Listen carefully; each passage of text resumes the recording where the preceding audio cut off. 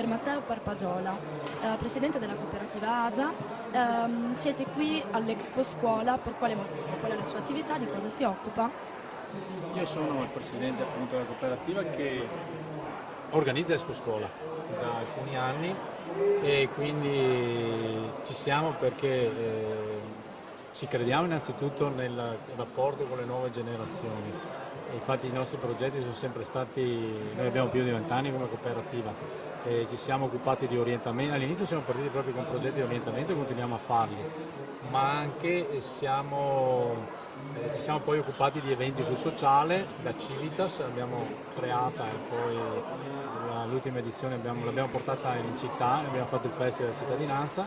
Ecco, appunto, ci spieghi del Festival della Cittadinanza, di cosa si tratta? Il Festival della Cittadinanza è un appuntamento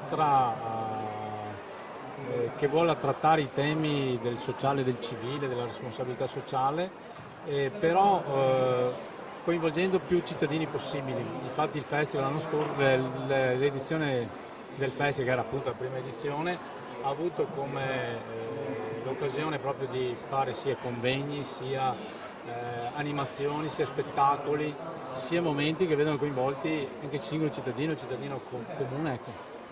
Expo Scuola. In che modo i democrazi di cui ci stiamo occupando e di cui si sta occupando il Consiglio regionale entra a far parte dell'Expo Scuola, del mondo dei giovani? Qual è la sua opinione? Mi pare una scelta molto intelligente, nel senso che incontrare concretamente i ragazzi che vengono all'Expo Scuola sia per orientarsi nel mondo della formazione, dell'istruzione, ma anche nel mondo del lavoro, ma anche aiutarli a fare dei percorsi di educazione alla partecipazione, all'impegno, all'assumersi anche le responsabilità come cittadini. Io credo che sia una scelta molto intelligente e ritengo che il Consiglio regionale, proprio per il suo compito istituzionale, abbia fatto proprio la scelta più giusta anche per aiutare le nuove generazioni ad assumersi la responsabilità di conoscere le istituzioni, di valorizzarle, di utilizzarle anche per certi aspetti.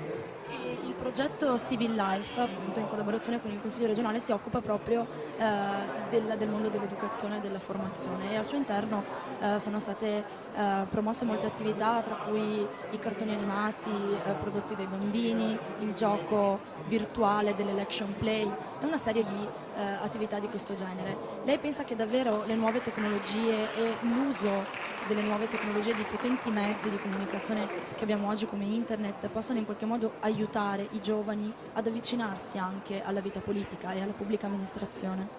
Io credo di sì, perché ritengo che questo sia una modalità per far incontrare le nuove generazioni con chi è responsabile delle istituzioni. Probabilmente il linguaggio, questo tipo di linguaggio che è più appropriato per le nuove generazioni, però proposto dall'istituzione, crea un'occasione di incontro che se no non so come potrebbe avvenire tra istituzione, responsabili di istituzioni, persone che si occupano della politica e le nuove generazioni. Credo che sia stata una scelta saggia. Quindi è come rendere la pubblica amministrazione più trasparente e più efficace, con una comunicazione che sia diretta, con un linguaggio che sia comprensibile proprio dai giovani. In questo senso internet è utilizzato più dai giovani. Certo, io credo che sia proprio il modo per entrare in dialogo tra istituzioni e nuove generazioni, quindi credo che il Consiglio regionale abbia fatto veramente una scelta molto saggia e io spero che il Festival della Cittadinanza sia un'occasione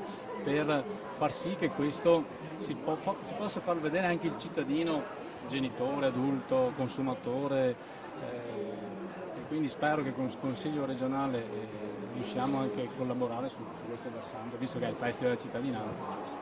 Ringraziamo Pier Matteo Parpagiola e gli auguriamo buon lavoro. Grazie.